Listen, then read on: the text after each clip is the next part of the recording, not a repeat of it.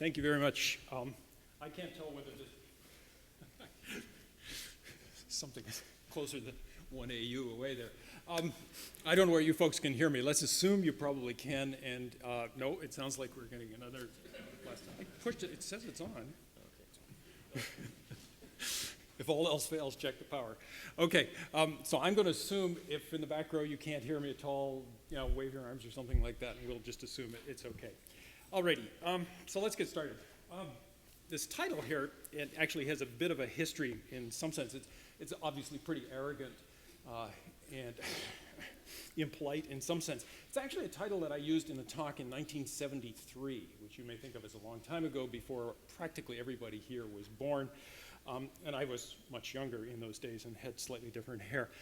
The genesis of the whole thing, and in fact what I want to talk about today, when I went to Bell Labs in 1969, I happened to be lucky enough to have the office next door to Dick Hamming. Anyway, as I said, I was in the office next door to Dick Hamming. Dick Hamming was arrogant and irascible and very, very smart, and he used to spend a lot of time complaining about how people programmed.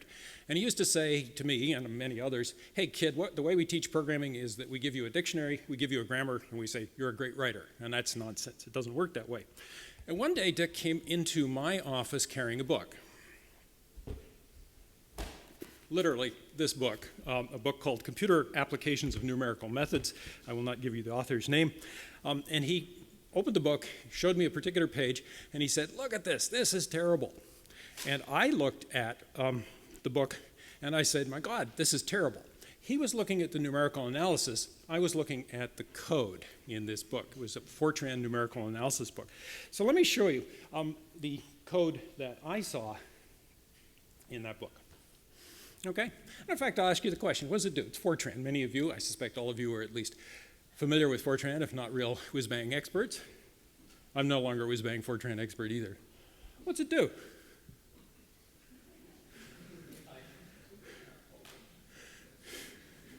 Come on, there's no excuse. This is Fortran as it was in 1958, right? It's not that complicated. So what's it do? Remember that I and j are integers, right? So we're getting closer. It's not a unit vector, but you have the right idea. When I is less than j, that term is 0, right? When j is less than I, that term is 0. However, when I equals j, the term is 1. Okay, so what this is doing is creating an identity matrix, right? It's putting ones down the diagonal of the matrix. Kind of clever. And, I got a room full of really bright people here. I mean, really bright. It's, not entirely clear what it's doing, right?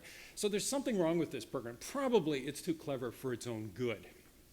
How might you write it? Well, you might write it like that, where it's clear, you still got the same two nested loops, but now the inner loop clearly sets an entire row to 0, and then the outer loop sets the diagonal element back to 1. Is that clearer? I think it's clearer in a modern language. I'd probably do it even differently. In some languages, there'd already be a thing called make me an identity matrix, but at least that's better. So anyway, the experience with that, the book that Dick brought in, his continuous nagging about how people do not program well, and why can't we do something about it, led me and Bill Plugger to write a book which was called The Elements of Programming Style. And that's the title which Jim and Scott put on the announcement for this gathering here. The approach that we used in that book was actually ripped off, both the title and the approach was ripped off from another wonderful book called The Elements of Style by Strunk and White, which is a very good, very compact book on how to write English well. The approach in The Elements of Style, and therefore the Elements of Programming Style, was to say, here's something that's not very well written, here's what's wrong with it, here's how you might make it better, and here is the rule that you might derive from seeing the process of going from bad to good. And so what we did in The Elements of Programming Style was simply take a large number of examples of bad stuff and make them better and put up a bunch of rules as a result. Now, that was a very long time ago. That book was published in 1974. The world is quite different. In that book, we wrote in Fortran 66 and in PL1, a language which I conjecture none of you have ever used. Fortunately, it's dead. Today, people write in Fortran 9x mostly, or they write in C or C++ or Java, or they use scripting languages like pick your favorite. So the world is very different. The examples in that book came actually, and I think this is one of the things that made it fun, the examples came from programming textbooks, like this one. The idea was here were people telling you how to program well, and they couldn't do it themselves. I guess you could argue this is history repeating itself, but what the heck, I'm arrogant and I'm at the front of the room. So what I'm going to do today is more of the same kind of thing, but I'm going to use examples that are taken from a slightly broader collection of sources. They come some from programming textbooks, some come from real programs that I have found. Some of them are fresh that I found while Googling around, looking for interesting code that might be suitable for a collection of computational astrophysicists. Some of them are probably code that was written by computational astrophysicists. Some of them are written by students in my class. Sadly, couple of handful of them are written by me, just to show you that nobody is perfect. So anyway, in a way, this is old stuff, right? People knew that you should program well long, long time ago, even before Bill Plugger and I started writing about this in the 70s. But in fact, people still don't write necessarily really well all the time, although I think the average standard has gotten a lot better. The principles of how to write well haven't changed. The details change, right? The languages are different. We have a lot more computing horsepower to work with. But the principles of writing clearly in a form that other people can understand haven't changed a bit in all of those years. So let's look at some of them, okay? Most of these are pretty small because they've got to be examples that fit on the screen. Most of the examples, I just went back and looked, are in C, which you could then think of as C++, but nothing very complicated, or Java, nothing very complicated, and some in Fortran in various guises. But as I say, the principles, although the details would be different in different languages, again, the principles are pretty much independent of language. So let's look at one. Here's one, just to see. Okay, so this uses a construct in C, which is nice shorthand sometimes, but obviously badly overused or abused from time to time, the question mark colon operator. So what's this do? I'd literally never seen this construct before somebody asked me, what does it do, maybe a year ago. It's not that it's illegal, it's absolutely perfectly legal. But it's like, what the heck does this do? Let me walk you through it. It says, if armed, in other words, if armed is non-zero, whatever that is, this is some kind of device controller, I guess, then if v count is greater than or equal to the threshold, do the ... On the other hand, if armed is not true, false, equals 0, then v count is less than or equal to the threshold, do the ... So the comment that goes with this is wrong, right? Because it says if it exceeds the threshold, but it also does something if it doesn't exceed the threshold. So clearly the comment doesn't agree with the code. We'll come back to that kind of stuff later. The problem with this is it's a little too clever for easy understanding. It's not that you can't figure it out, but you got to work at it.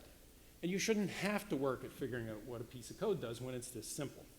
So if you're willing to blow a few more characters, you can get something that's a little better, right? If it's armed and the count is bigger than the threshold, or if it's not armed and the count is less than the threshold, then do the ... right? So that's clearer. I don't have to explain it to you. You can read it. There are still things that you might argue could be done better. I don't have any parentheses there other than the ones around the if. What's the relative precedence of and or? Well, I know the right answer there because I've been doing this stuff for a long time, but you could argue maybe parenthesizing it differently would make it a little clearer. Hard to say. That one I won't argue with. I think of that as a second order issue, but the first order issue is just a mess, okay? Alrighty, so don't be too clever. And this is going to be your problem because you're all very clever people. Looking at the mathematics that goes into this stuff, it's clear, cleverer than I am. On the other hand, it's quite possible for clever people to blow it in the other direction, and you don't want to be too dumb. Because you may be clever in one area and, like all of us, dumb in a different area. And this is a fine example, I think, of being too dumb. What's going on here? We've got a bunch of stuff. We got the guy is defining an array of one character, a blank, and then he's got 4 function calls to various C string comparison and copying things to do something. What on earth is going on here? You know, it's a big, heavyweight, at least sort of, mechanism to do something. If you look at it carefully, you realize that this is all he's doing. He's saying if that first character is not a blank, then if it's a digit, copy it, right? So you don't need any function calls. No function calls, none of that stuff. You don't have to go to the manual and remember what the argument order is for stir and comp and what it means and whether it copies the extra byte on the end and all this kind of stuff. You don't have to think about it. Okay? So there's a balance that you have to find between too clever and not clever enough, being really kind of dim about what you're doing. And sometimes you can figure that out by a principle that I guess it's like keep it simple, stupid, but it's keep it simple, like this. Okay, so here's an example. Again, this is one I literally found while I was poking around looking for new examples last week while marooned in upper Pennsylvania on the slowest internet connection known to man. What does this do? Well, it says remove all spaces. And in fact, it does remove all spaces. But you notice a lot going on. It calls strlen, give me the length of the string several times. It calls this stir pburk. I don't know how you pronounce these things. This is not my fault.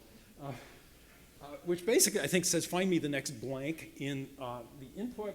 And then it does a mem move, which copies stuff from here, one character over. How much do you copy? Well, the length of the pointer plus 1.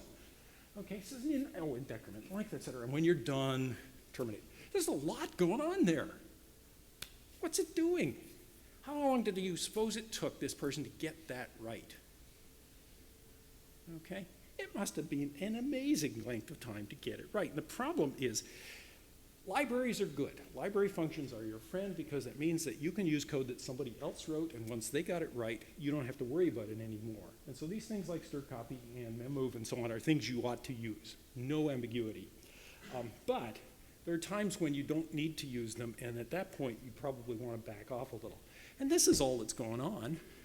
Walk along the string, and if it's not a blank, copy it.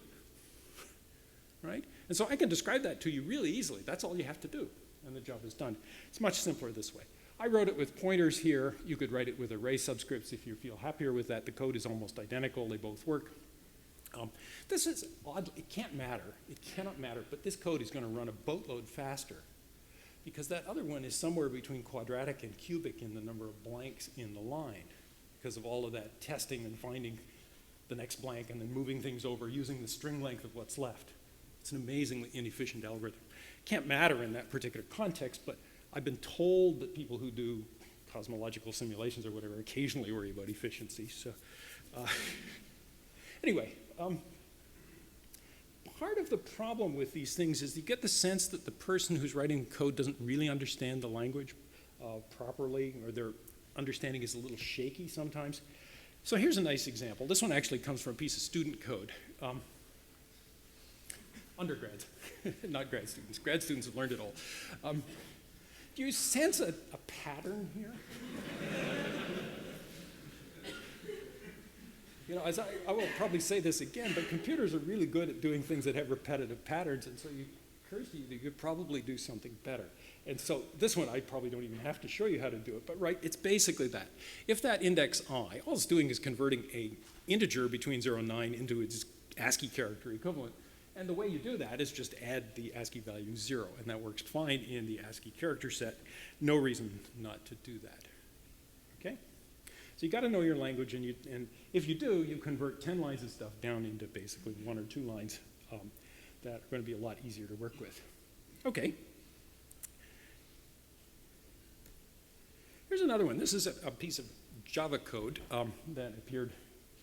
And I drew a little tiny picture so you could get an idea of what it is. This is an example of bit whacking. I think bit whacking is something that doesn't get done very much in scientific computing, where you get basically bits and you want to manipulate them as bits.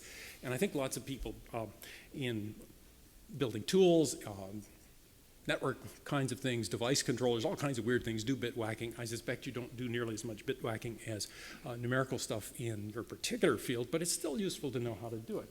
This one is kind of interesting because the task is to say, here is a 16-bit number, and I want to knock the top 8 bits to 0. I just want to set them to 0. So I want to preserve the bottom 8 bits. That's the make 8 bits.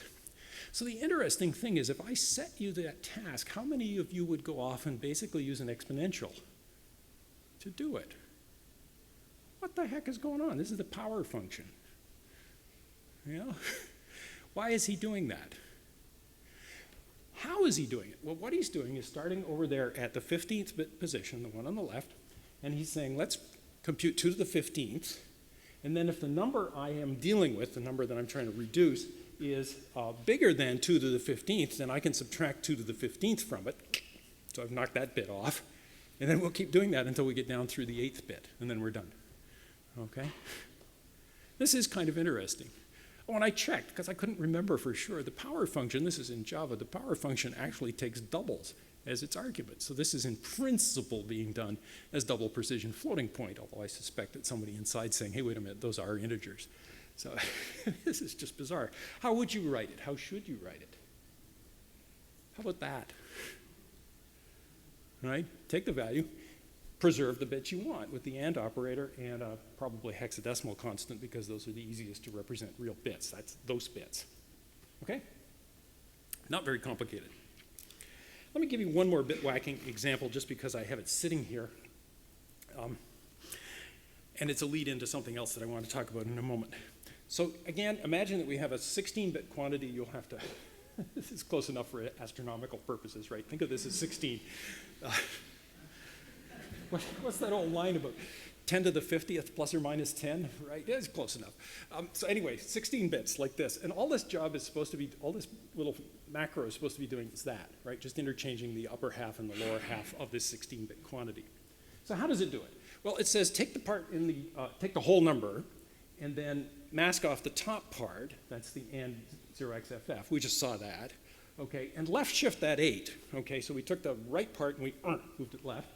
And then it says add to that what you get by targeting the original number, masking off the bottom stuff, shift that right 8, and you're done, right? So you took the bottom part and moved it to the top, and you took the top part and moved it to the bottom. Okay, look good? By now you should know not to trust me. What's wrong with it?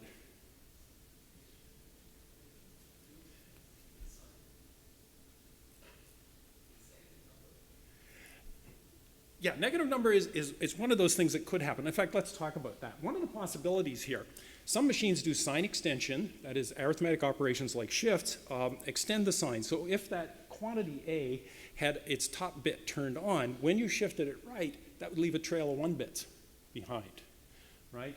So that means, and the masking is done in the wrong place there. So you can see you take these 1 bits, you just lay them out across that, and then you would add to that what you got by shifting the other thing left. And when you shift the one left, it fills in with 0 bits no matter what the machine architecture is, so you don't need the mask there. So that's, you know, bad, worse. In fact, those aren't the real problems. You know what the real problem is? What's the relative precedence of plus and the shift operators? Well, I'll tell you. The shift operators are much lower precedence than the plus operator. So what this is doing is computing something not very meaningful on the left side, and then it's left shifting it by 8 plus whatever that not very meaningful computation on the right side is, and then shifting the whole thing back over 8. So this does nothing sensible at all. This cannot possibly work. But it did come from an article on how to do machine-independent computation. I guess you could argue this machine independent is totally wrong on all machines. Okay, so the deal is you can write it like that, and that actually is correct for 16 bits. And you notice that shifting it left, you don't need to do anything, and shifting it right, you've got to do the ANDing at the right place. And you notice that I didn't use the plus, I used the OR, because the OR is at the right level of precedence. Okay, and so a kind of a warning sign, at least if you're looking at C or C++ or Java code, the precedence of the logical operators is well down, and so you have to be very careful if you find yourself with mixtures of logical operators down here and arithmetic operators up here, because without parentheses, the precedence, the association is just going to be wrong, guaranteed. Okay? There's another thing that's wrong with this. It's not an actual error in this piece of code, but it's a suspect construct. It uses macros. So the original C definition had the C preprocessor. It has a macro processor of somewhat strange properties sometimes. And there are perils using macros. And macros is something that you probably do use in your C and C++ code to some extent. Or if you don't use them yourselves because you are wise, those who went before you did use them, and they're not so wise. Like this. I mentioned that function called isDigit. Takes a value, ASCII character, and says, is it a digit or not? So this is a possible implementation of that as a macro, okay? And you'll find dozens, if not hundreds, of textbooks that say, sure, you could do it this way. What's the potential problem with that? Well, one potential problem is that the way that macros work is it's simple textual substitution. So when somebody in the rest of the program, in the ... says, isDigit of something, the something is plugged into two places in the resulting expression. And therefore, depending on how the expression works, it may get evaluated twice. And if it has a side effect, then you've done more than you thought you did. And in fact, I found this in some piece of code that I think was processing JPEG images. I can't remember now. On the web, found it last week, in this context. So what this is doing is saying every time we want to test a piece of the input, we call isDigit with something that has a side effect. So if, when you call it, that value at jx at the current point is greater than or equal to 0, then you decrement jx a second time, thus comparing something unrelated to 9. And so this code is completely wrong. And it's going to fail in an utterly mysterious way. And this is one where I speak from bitter experience. I must have spent 2 or 3 days of my life quite a while ago trying to figure out why a program I wrote was basically only producing about half the output that it was supposed to do. And the reason was that I had an isPrint, another in this family, in that was, and I was invoking it with something that had a side effect. And so every other character, most of the time, was just disappearing. And the only good thing is it wasn't my fault, because the function I was using, the isPrint, came from the compiler manufacturer, who ought to have known better, but didn't. So mysterious hardly characterizes it. Okay. One of the reasons that people use macros in C, by the way, is it's a reason that no longer, I think, it has any validity whatsoever. But they used to use them because they were more efficient, in the sense that with a macro, you could get something that had the semantics, more or less, of a function call, but didn't have any function call overhead.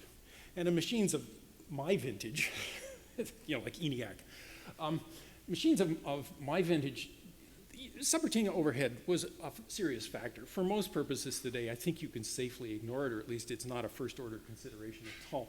But people use macros to try and make things go faster. And here's a wonderful example, again, found very recently in the last few days.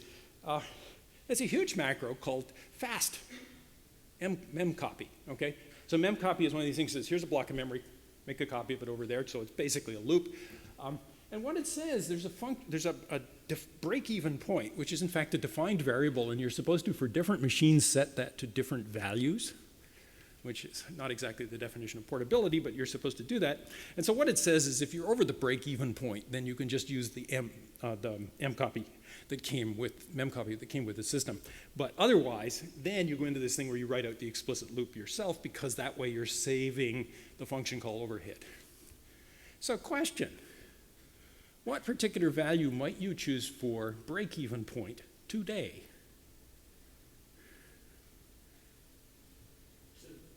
2. That's not a bad guess. I think the right value is probably 0, but because I actually was curious, because I thought maybe I'm just a dinosaur and I have this completely wrong or something. So I went and did a bunch of measurements. I actually wrote the code, put it in there, tested this thing, the thing works, and was unable to find any measurable difference on any test I did. Now, this was only copying random things of various sizes, but I couldn't find any measurable difference. Modern compilers on modern machines are just smarter than you are, okay? And so for the most part, let them do their thing. They mostly do it well. You shouldn't be worrying about it. Okay, so you do not want to sacrifice clarity for efficiency. This is another one of these things where somebody has to write a lot of complicated code, has to get it right. It's going to cost them maybe more than you will save in the entire lifetime of the program, and they've left a nightmare for the next grad student or postdoc to pick up. Okay, alrighty.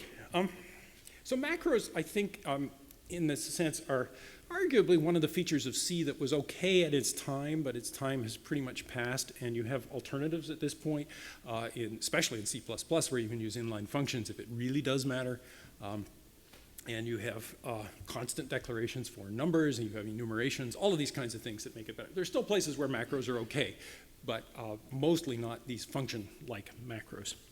So I guess there's basically a general principle that says every language has things that are really pretty crappy. You shouldn't be using them, right? Not to pick on any particular language, but this, I mean, Fortran was my second programming language. My first programming language was COBOL, which set a kind of a real bottom to the level of crappiness one could put up with. But anyway, I wrote a lot of Fortran when I was more or less your age. And this is Fortran as it came from the factory originally in roughly 1958 or thereabouts, right? Because it's got these arithmetic if statements. Anybody willing to admit that they've ever written an arithmetic if statement in this group? Raise your hand if you've written, whole three. Good. We'll beat you guys up later.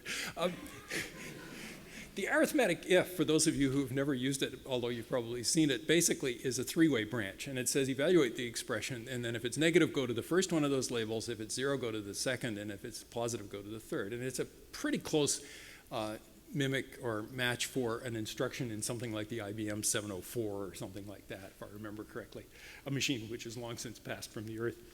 So anyway, this does something, but it's kind of hard to see it. And of course, one of the things that came along, actually as early as Fortran 66, was that you could write if statements in a more sensible form. The original Fortran only had the arithmetic if I remember correctly. So you could write this. This is not very good, but at least now you can see what this is doing as some kind of greatest common divisor algorithm. And then finally, and it took until Fortran 90 before somebody realized that a while loop, just a unconditional go around and around loop, was worth putting into a language. What a concept. Roughly 30 years after everybody else figured it out. And so now you could write it like that, and I think that's a reasonable thing to do. So languages have bad features as well as good ones. As languages evolve, and languages evolve a lot, Fortran has evolved enormously since Fortran 77, for example, you've got less reason to use the bad features and lots more reason to use the good ones, and so you should be thinking that way. Every language has not just bad features, but pitfalls, things where the feature is okay, but you have to be careful how you use it. Here's one. This comes from a book which I believe is the worst C programming textbook ever written. Almost every single example in that book was wrong in some way or other. The advice in it was at best misleading. It was usually flat wrong. It's hard to believe that the book sold. Fortunately, I got a copy and managed to preserve many of the good bits for uses exactly like this. What this function is supposed to be doing is basically doing a stir cat, string concatenation, but he's trying to show you how you might write it. And so it's called combine, and it simply takes those two strings and gives you a new string, which is the two of them stuck end to end. And what's it do? Well, it says R is a char array with 100 bytes. So he's going to put the output in 100 bytes. Independent of how big the input is. Good start, you say. But okay, then he's going to use stir copy, and it's like, if you're going to tell people how to do these, why not just be consistent? But anyway, he uses stir copy to copy the string, and then he computes the length, and that tells him where the second string is to be stuck in, and then he writes an explicit loop for putting it in there instead of just using stir copy. But okay, and then he says return a pointer to the internal array.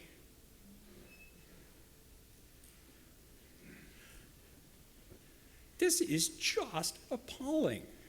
I mean, this is malpractice or something like that. Because it's a mistake that all of us at one point or another have made when we write C programs. You have an array and you inadvertently return a pointer to it. It's a local array, and therefore it doesn't exist in a useful sense once that subroutine or function has been exited, right? It may be sort of residually on the stack until something else happens, but mostly it's gone. And relying on it is a recipe for disaster. And here's this guy telling you this is the way you do it. Ooh, bad move. Okay. So what you're seeing here are examples of things that people do well or badly or whatever in languages. And computer languages are very much like human languages. there's sort of a formal, this is the way you are supposed to do it, but there's also kind of idioms, the way that people actually write code in practice, the way that they write standardized kinds of, they do standardized operations or tasks. So consider, how do you set the elements of an array to something in a C program? Here are 4 different ways that you could do it, right? You could go from 0 up to n minus 1 and increment in the loop. You could do it up to, but not including n, increment in the loop. You could go backwards. But I'm betting, for all of you writing C here, nobody would use those. You'd use the 4th one, right? That's the standard way to write it.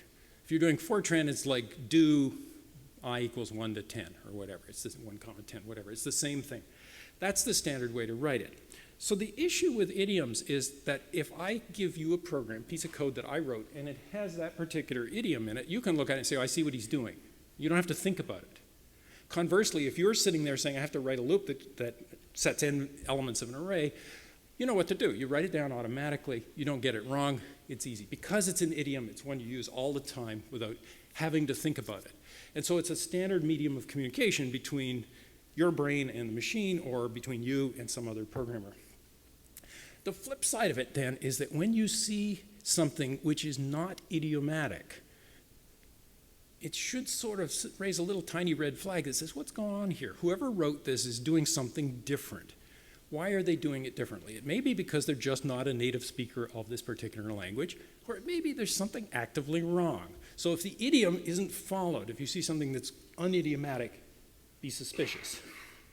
Look at this one. What's happening? calloc is one of the memory allocation functions. It says allocate n items of this particular size, set them to 0. Okay. So what this does is to allocate an array of n integers. Okay. Suppose n is 10. Okay. And then it goes through a loop that sets n plus 1. Oops. You allocated a hole this big and you wrote stuff this big, right? And the way that you see that, literally the way I did see it, was that the idiom is wrong. The idiom is 0 less than n. And here it's less than or equal to n. Okay? And so having seen that, you say, okay, there's something wrong, and that's what it is. This is the idiomatic version, the size, and then from 0 to that. Okay? So if you write it this way, you don't have to pay any attention to it, probably. It's almost surely going to be right. Now, this shows up in a variety of, this specific one shows up in a variety of contexts. One that I'm sure has affected at least some of you, and certainly affected me a fair number of times. Think about arrays in C, C++, Java, Python, Perl, you name your favorite language. They all start at 0, right? Think about Fortran. Where do arrays start? Oh dear, they start at 1. And so the cognitive dissonance or whatever of going from 0 origin to 1 origin or vice versa is just a nightmare. And so if you're converting a program from one of those languages to another, it's guaranteed you'll get that wrong somewhere, and it'll be hard to find, right? And I bet lots of people have been through that one. So that's a place where the idioms are different in Fortran, let's say, than they would be in C. I'm not up enough on Fortran 9x to know whether I can set the origin properly. I probably can, but do people do that? I honestly don't know. And that just creates cognitive dissonance in a different place. Fortunately not for me. Okay, another example. This actually harks back to something we saw a few minutes ago. What's wrong with this?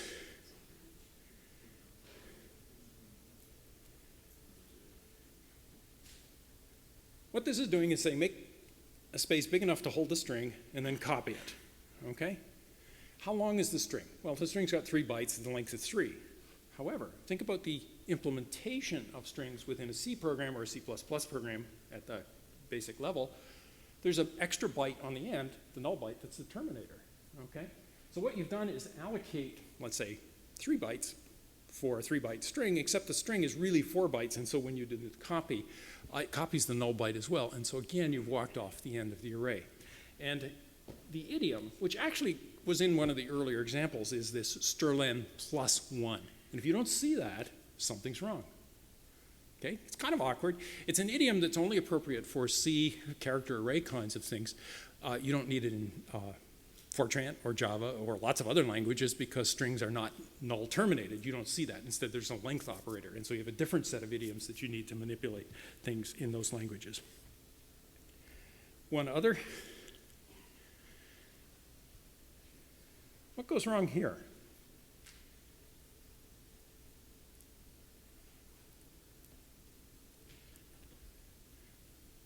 This is a specific instance of a very general issue that you've got to watch out for in programming. Get a character, print it back out again, and then see if it was the end of file. The end of file isn't a real character, at least in the Unix world. Maybe it is in Windows world. It's a state of being. And so you've copied something to the output that wasn't there in the input. And the reason you did that is that you wrote a loop that has a test at the bottom. And a loop with a test at the bottom is one of those things that's a red flag. You look at it and say, wait a minute. Is that appropriate? Because it means you've done something before checking whether you should. So it's almost always the case that you want to write loops where the test is at the top. Is there anything to do? Then do it. If there's nothing to do, don't do anything. The original Fortran, and up through, I can't remember whether in Fortran 77 even, do loops had the property that regardless of what the limits were on do loops, it went through the damn loop once. And this was a disaster. You always had to be protecting against that kind of stuff. The newest versions, if I remember correctly, do that properly, but I'll defer to the Fortran experts. That was just bad. And it meant that all kinds of programs didn't work properly when they had these funny cases where the upper limit was less than the lower limit. The way in C, this is a standard C idiom, right? Get a character, store it away, and if it was not the end of file, then you can put it out, but otherwise don't do anything. So this is an idiom. The one above is the more like the kind of thing that people find themselves writing in languages like Python, where expressions, assignments cannot be embedded in expressions like that, and so you have to read once, prime the pump, and then you want a while loop with the test still at the top and a second read at the bottom. Should have had that here, but I didn't. Okay, how do you find things like this? How do you find what's going wrong? An awful lot of cases you can find out where the error is by testing something at its boundary conditions. Now realize boundary conditions is a phrase of a term of art in lots of different scientific fields. It's actually a term of art in testing programs as well, I think, or at least in running programs. Here's another piece of code. It comes from the same guy who was removing spaces. And he says he wants to remove trailing asterisk. Okay? And the thing that caught my eye here was the comment. The comment that says, should the test be I greater than or equal to 0? How would you resolve that issue? Well, I think the way I would resolve it is to say, okay, suppose that the input consisted of nothing but an asterisk. The string was one character long, it was an asterisk. What happens? Then I say, okay, what's the strlen? It's 1. Subtract 1, I becomes 0. I greater than 0, geez, I'm never going to look at that character. So it had better be I greater than or equal to 0, right? And I can reason about that by reasoning about the boundary condition, and I can reason about the boundary condition by finding the simplest possible case that I can work with, which is put that asterisk right there at the beginning, okay, and nothing else. So, anyway, that's that. Let's see. Yeah, okay. What could possibly go wrong? That's a good question to ask yourself in any program. Here's something, again, I picked out of off the web very recently, like last week. It's part of a little tiny, I don't know whether it was meant to be real or toy, statistical package doing mean and standard deviation along with a variety of other things. And so what it does is compute the mean of m elements in an array, and then it computes the standard deviation by the, basically the square differences, and then returns the square root appropriately. Okay? What could possibly go wrong? Yeah, what happens if m is 1? Now, I don't even know. I'm not a statistician. Somebody with better training than I can tell me what the standard deviation of a single element is. But it's not division by 0. Okay? And so, yeah, that's the obvious thing. And how do you spot that? You test the parameters and you think about what are the boundaries? The boundary cases are, Well, m is 1. And in fact, there's another boundary case. What happens if m is 0? Well, that sort of raises the question, what happens in the computation of the mean? And I'll tell you, the computation of the mean has the same problem. It divides by 0 if there are no elements. So here we have a library that's supposed to be helping you, but if you don't use it right, it isn't going to help you very much. You're going to get mysterious failures in the middle of your code. And so you want to be watching that kind of thing in your own code. If you wrote the routine, you got to defend against the stupidity of the people who use it, even if they are you in some other part of the code. Okay. Also, it could be a case that buff is null. Yes. Yeah, actually, if we get back to that for a second, there's lots of different things that could go wrong. The array could actually be a null pointer, in which case you have a totally different class of disaster about to happen. It raises a very interesting question. You can be paranoid, or you can be super paranoid, or you can be unbelievably, unrealistically paranoid, and I don't know where you draw the line. There's no general answer to that. But one of my favorite instances of it that shows that there is a line, suppose you have a routine that does a binary search. Okay, so I have a bunch of elements and they're sorted, and I want to do a binary search on it. Okay? It only works, the binary search algorithm only works if they are in order, right? So I could, if I were super paranoid, go through and check that they are in order before doing the binary search. Would that be prudent? That would replace a logarithmic algorithm by a linear algorithm. Right, so it's probably not the right thing to do. So where do you draw the line? And I honestly, I'm trying not to make too many modifications in it, but it's an absolutely valid question that you have to ask yourself as you're writing code. Where do you be paranoid and where do you just say, can't matter? Okay, one place you want to be paranoid, thank you for the lead in, one place you really want to be paranoid is when you're dealing with input that might come from real people. This actually comes, I think, from that same horror book, but I'm not absolutely sure. It may be from a different horror. What it does is it gets a number and then does something with it.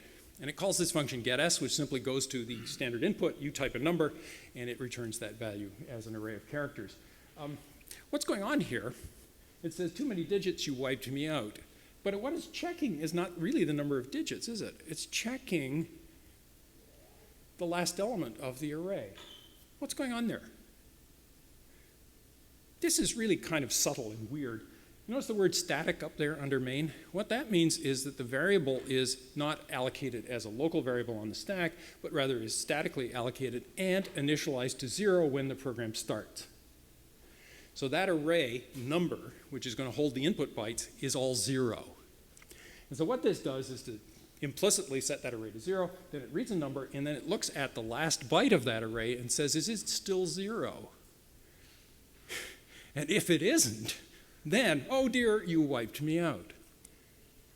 But in microcosm, this is exactly the kind of buffer overflow problem that is at the heart of all those exploits of people who write code that is then exploited by various bad guys in various parts of the world to steal information from you or install bad software on your Windows machines or whatever. This is a buffer overrun, ready to go. Nobody would do that. No textbook would ever do that today, except here's a book. It's a C++ book. I think it's now in its 7th or 8th edition. These guys crank out a new edition every year or something like that. And I haven't got a new one to check whether this is still there. But this is, in effect, the heart of a web server. The way that information comes from a web client to a web server is that the input, all of the information about what's in a form or something, is wrapped up in a big long string on the standard input. And there's a shell variable called content length, which is set to the length of that stuff. Okay? So what does this do? It assigns an array of 1,024 bytes. And then it figures out what the content length is of that input, and then it just reads that many bytes into that array. And so what happens if there's more than 1,024 bytes? Your game is over. Again, this is the buffer overrun problem in disguise. Not even very well disguised. Mike Howard and Mike LeBlanc wrote actually quite a nice book called Writing Secure Code, and this observation about the world should be treated as hostile and bent on your destruction is not too far wrong. Now, I realize the average scientific code doesn't run on the web or something, but there are actually places where scientific codes do run on the web as some kind of service, and you'd rather not be the one who made it possible for a bunch of bad guys to use your machines as the vector for denial of service attacks. So look at this. Same kind of thing.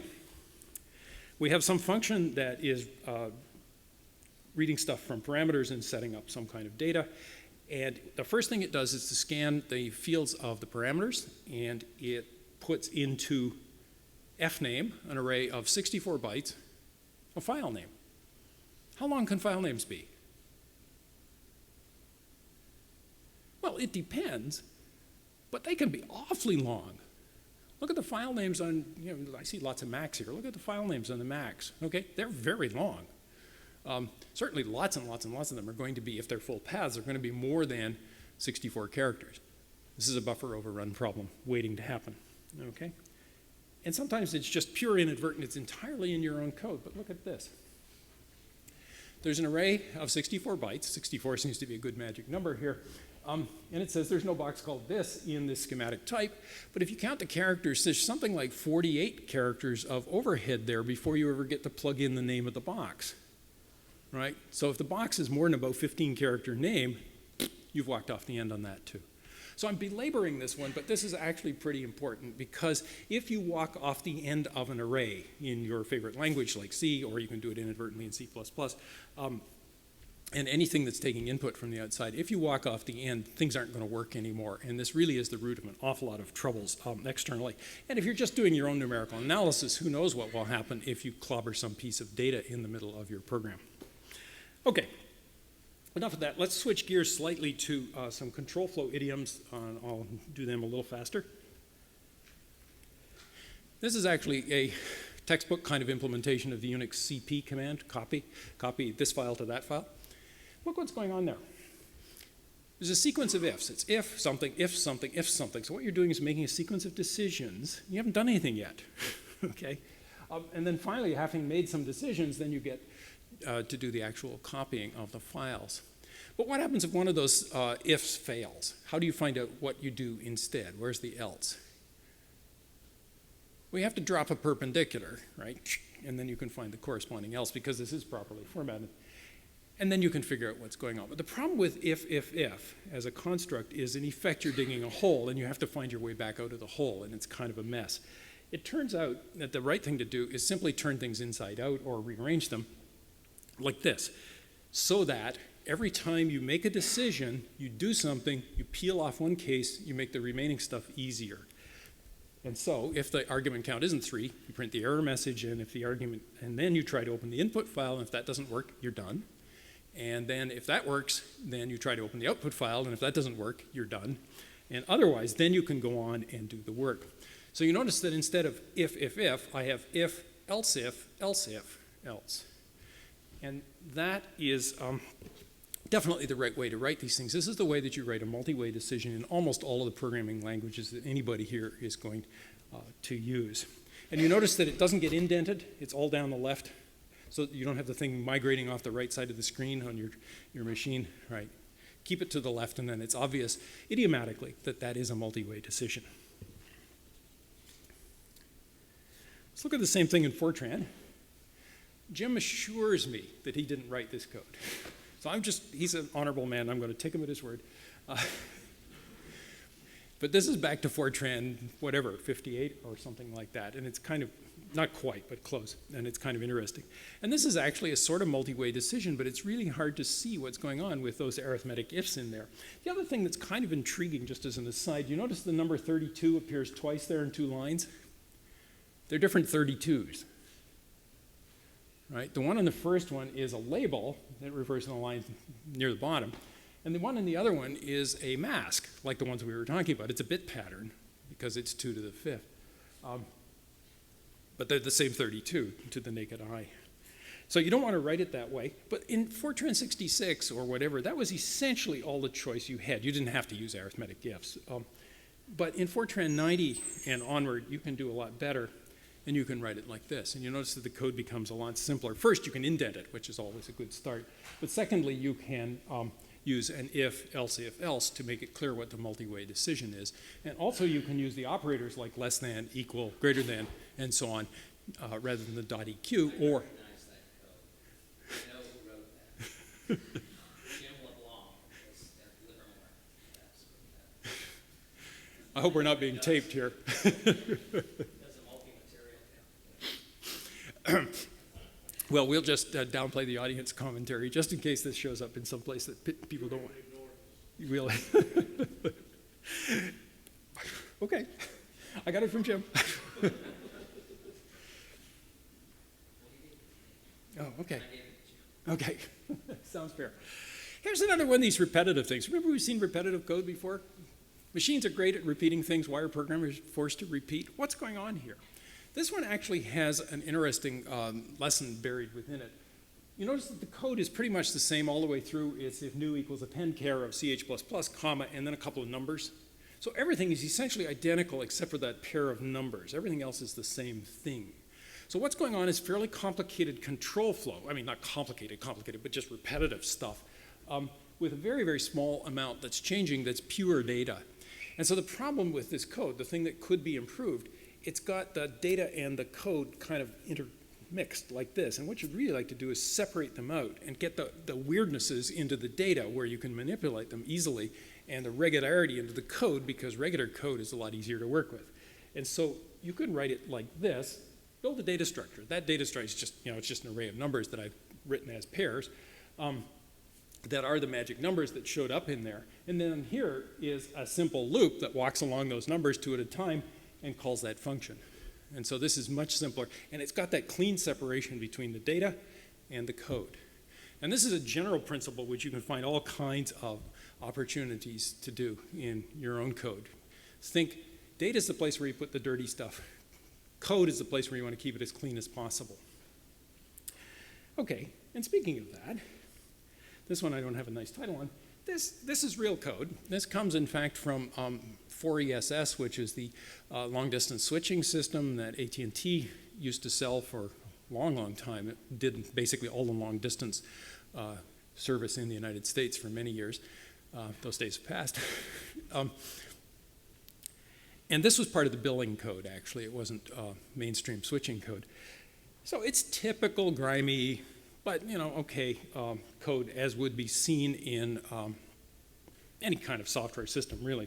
Now watch, okay? This is one piece. It's something called NCP 100. It's a network control process or something. I can't remember. Did you see that? This is 800 inbound. Watch, let me go back again. You see that? Not much changing, is there? Let's go one more. Something called Megacom 800, which was a different flavor of 800 service. You notice how much changed? Okay. Kind of weird. Let's do one more. Okay. So we got 1, 2, 3, 1. Did anybody notice something else? Down there at the bottom, watch the bottom, about 4 lines from the bottom. Now, astronomers don't need to be told about blink comparators, right? That's exactly what this is. And so we didn't discover Pluto, but there's something there. What's going on is that this is code that is written the way that an enormous amount of real code is written. Here's a piece that does something, okay? And I have to do something that's sort of like that. And rather than trying to factor this into something clean, I'll copy this stuff over to here, and I'll start fiddling it. And then I'll copy and start fiddling. And after a while, I've got a bunch of these things, okay? Suppose that an error is found in one piece of it. I have to go back and kind of re-engineer where that error should be fixed in all of them. What are the odds I'll get it right? Not very good. And then you get things like this kind of genetic drift, that little bit there where at the bottom where something changed, okay? That's a harmless mutation here, but who knows what it would happen in a more complicated organism, right? So, beware. And an awful lot of code is written that way, sadly. Okay, so let's see. Here's another one while we're doing blink microscopes or comparators or whatever. This is a function that is supposed to insert a word into a dictionary. So there's an elaborate computation here. The whole thing is figuring out here's a word, I want to stick it in a dictionary somewhere. Here's the word, I want to stick it in the dictionary at a place so that it will be easy to find in some sense. You can see there's words like hash and so on. So it's obviously attempting to be efficient about that. So that's the insert. Now, having inserted it, wouldn't it be nice to see whether you can get it back out again? And so on the next page of the book that I took this from, in fact, is the check version of it. And I've reformatted these slightly so that you can see that there's a lot of similarity there, right? So people have probably been telling you since you were in elementary school that when you write code, you should modularize it, right? You should break it up into suitable functions and subroutines and so on so that the modules do one thing. You know, you can practically play the whole song yourself. And this thing has been modularized, right? There's a module for inserting, and there's a module, whoops, get that right, checking, okay? The problem is it's modularized wrong. There's this very elaborate computation that figures out where things are going to be in the dictionary, and that appears twice. Elaborate computations ought to appear only once. So it ought to be there once as a module, and the insert guy says, tell me where I should put my new word. And the check guy says, tell me where I should look to see whether my word is there. And so the modularization, if you do it that way, means that the complicated computation is only there once, and that makes it a lot easier and more likely to get it right. And it finesses this problem of suppose somebody fixes the bug on one side, who fixes the bug on the other side?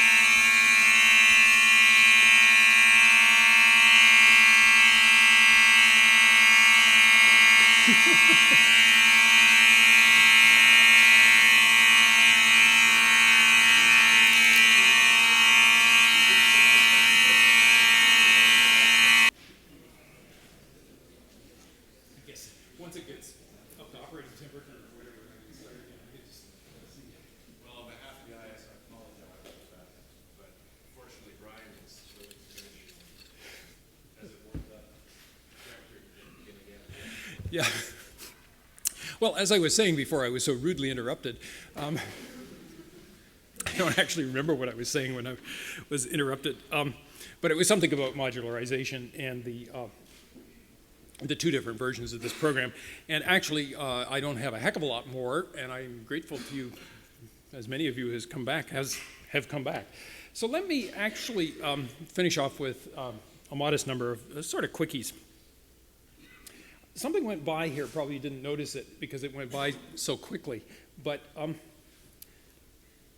right there at the top of the first one of those functions, the dictionary function, dictionary insert, it says insert, and it says returns 1 if the word was already in the dictionary, and otherwise it returns 0. That's what the comment says. What does the code say? Code says it doesn't return anything. Okay? So the comment and the code disagree. Which one's right? No ambiguity there. There's an aphorism in the military that says, believe the terrain, not the map. Okay, so the code is the terrain and the comments are the map, and so they might well be wrong. Let's look at some comments, actually. It's just sort of fun. One of the things you want to do is to make sure your comments actually tell you something. Well-written code doesn't need a heck of a lot of comments, but there are certain critical things. The one thing that code, whether well-written or not well-written, doesn't need is comments that don't add anything to what the code already says. And so look at this. It says ignore all the signals, etc. And then every single one of those things basically says ignore this signal, ignore this signal, ignore this signal. And so you could presumably do it like that, and that would be just a lot simpler. There are times when you see comments and you think whoever's writing them was actually being paid perhaps by the line. It probably doesn't work in scientific computing, but in commercial stuff you wonder sometimes, like this.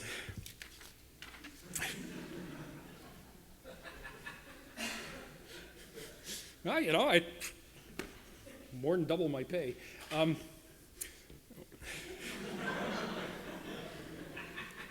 These are real, by the way. I have not made these up. Absolutely, these all come from real code. Not even textbook code. Where else, you say?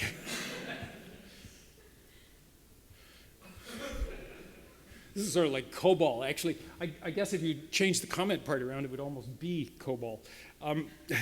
And This is probably C++. And this one, I'm complete with the big box comments and so on. So not very helpful. Do not write comments like that. They do not add anything except vertical and horizontal space to a program. You really don't want to do that. One place that you do see comments, and probably it's a sign that something isn't right. This is actually a piece of code that I wrote, and it's actually part of awk. And at one point in the evolution of awk, I introduced a horrifying, just an awful bug into the thing. There's a whole class of programs caused the awk compiler to go into an infinite loop before it ever got to looking at anybody's data. And as I tried to figure out what on earth I was doing, I gradually figured it out. And this piece of code, which you're not expected to understand, of course, the comment density here is extremely high. Like it's one comment per line. And the rest of the code is probably one comment every 20 or 30 lines at most. It's something like that. So when you see that sudden burst of comments, it says something is going wrong. And so sometimes what's going wrong is this is a piece of code that's actively wrong. It's still wrong, and somebody was trying to muddle their way through it and putting in comments. And so the deal is that you don't want to document bad code. In other words, I did something stupid here. Rather, you would like to rewrite it so you don't have to say that you did something stupid there. There are other kinds of implicit documentation that show up in programs. One of these is various kinds of constants. You know, you see 3.14159 or whatever, you know that that's going to be pi. It might even be better to see something that said pi and then know that that was properly defined and computed somewhere else. Generally, when you see magic numbers, numbers whose significance is not instantly obvious, you know, not constants of nature like pi, something is wrong. Somebody has missed a chance to make the code easier to understand. So here's a piece. This came actually from a student in my class a couple of years ago. The comment itself is kind of interesting. This poor child was unable to figure out how to do something without a manual, something pretty basic. Actually, it has nothing to do with Java. It could be done in C or C++ as well. What are those constants? What's 65? 64 plus 1. Ah, it is indeed 64 plus 1. It's a capital A, yes. And so 90 is a capital Z, and 97 is a little a, and so on. So this is basically saying, do we have uppercase letters, lowercase letters, 48 to 57 is digits, and there's a couple other random characters. And so what those should be is quote a quote, and so on for all the other characters. And that way it's self-documenting, and there's no need to do this. No need for you to figure out what is the correct value, 97, and no need for somebody else later on to figure out what does 97 mean. So you don't want to do that. And the other thing, I was talking outside to people about how do you name things in programs, and are there conventions for naming? And the specific conversation was about conventions for things like capitalization or underscores in long names and things like that. But before you even get to that, you actually want to name things like variables in a way that, again, explains what their function is, what their role in the program is. Local variables like I, the iterator in some trivial loop like for I equals 1 to 10, don't need comments, but things like global variables need them, or function names should be self-explanatory. And this is a wonderful example of how not to do it. Again, from my class 6 or 7 years ago at this point, I guess. And you can probably sense who this kid's roommates and perhaps girlfriend were from the names in the middle there. And I never figured out who Grace was, but I'm not sure she was properly associated with Earth. Oh well. So anyway, I've given you some rules, sort of arm-waving stuff, and this is not exactly a summary, but kind of a reprise of some of the things that I talked about along the way. Cleverness is misplaced almost always, but you don't want to be too dumb about it. It's almost always going to be the case that if you write your code clearly and simply and straightforwardly, it will be plenty efficient, and at least you'll be able to work on the parts that aren't efficient and not worry about all the other parts, which is not where the action is. It helps to know your language, including its idioms, of course, things like control flow. Boundary condition checking is something that you do while you're writing the code. You think about, I just wrote a loop. What's going to happen if I go through the loop the wrong number of times? What happens if the limit is 0? What happens if the limit is the size of the array? Things like that. You can, by doing that kind of boundary condition checking right up at the time you're writing the code, you can hit off an enormous number of bugs before they ever happen. And so that's definitely something that you want to do. And then defensive programming protects you against yourself or whoever else is using your code. And so that's really important. But the bottom line is really what you want to do is to say what you mean as simply and clearly and directly as you possibly can. You really want to write stuff that's clear because that's the only way you're likely to get it right. It's the only way that you're going to be able to work on it later on. It's the only way that when you cease being postdocs, grad students, and so on, and get on to be tenured full professors, that your students will be able to figure out what the hell you did. And so you really want to do it that way. Now, everybody knows all of this, and in some sense I'm preaching to people who already know it, so you all do well. Go tell your friends, the ones who didn't stick for the rest of the talk, that this is what they should do. There's lots of reasons why people say they don't have time to do this. Who cares about style? Program works. Maybe it does, maybe it doesn't, but actually that's not a very strong argument. You can say it takes too much time to fix it up, but how much time does it take to fix a program that doesn't work? So if you do it better the first time, you're more likely to have it work and not have to spend that unpleasant time fixing it up. People say style rules interfere with programmer freedom. I don't think that's a serious argument at all. You can write really clean code within somebody's set of rules without much problem. And if you go out and work in the real world, let's say not in the academy, you're going to be forced to use some company's real rules anyway, so you don't have a choice there. The rules are arbitrary. Well, they're sort of arbitrary, but they're not that arbitrary. And one that's actually real, I think, for people in academic settings, in particular grad students, postdocs, and even junior faculty, is you don't get any credit for making the program cleaner and neater and nicer, because that doesn't help you get the paper out. And the paper is the thing you have to get out.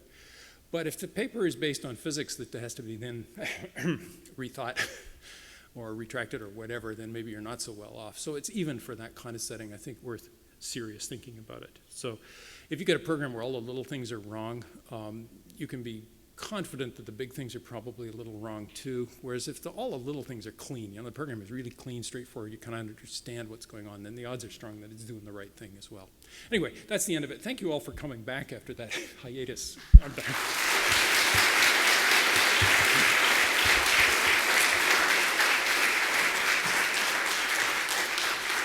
Thank you, Brian. We're running a little bit on time. Scott? 20 to... So we have time for a few questions then. Is that okay? I'm happy to take questions, but, all right. But feel free to escape. You've already put in more than your time, so I don't... Go ahead. So you have this code when you have a character for 0 and plus some integer. Do you think it's very important? Oh, the question is when I say, for example, integer plus quote 0 quote to convert from an integer value into an ASCII value. That one is portable, yeah, because that's a universal character set. Even though it's ASCII, American Standard Code, it's also UTF, the Unicode encoding. And so that arithmetic for digits in the ASCII character set works, and similar ones for uppercase and lowercase work. I still think it's probably in some ways better to do some other thing, just in case some other representation superficially looks like the same thing but is different. But I think that one is safe, and so I'm comfortable with that one. I wouldn't push it too hard, and as soon as you got outside of the standard sort of North American character set, North American, US really character set, I wouldn't push that too hard.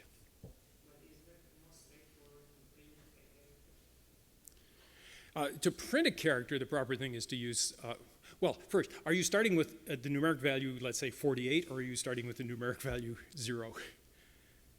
Because the deal is if you have a number 0 and you want a binary patterns, all zeros, and you want to see what that is as a digit, then you need to do the conversion. If you already have something which is ASCII inside, and you want to do then %C in C programs, or in Java for that matter, is the right way to do it. Or even in Python for that matter. Was there another question or people? Yeah. How do you feel about global variables? Global variables are, I think, on balance, mostly not the right way to do things. There are times when they just save your bacon. It's so much easier to just say, the stuff is up there and anybody can look at it, anybody can modify it. The good news is anybody can look at it. The bad news is anybody can modify it, and therefore it's potentially not good.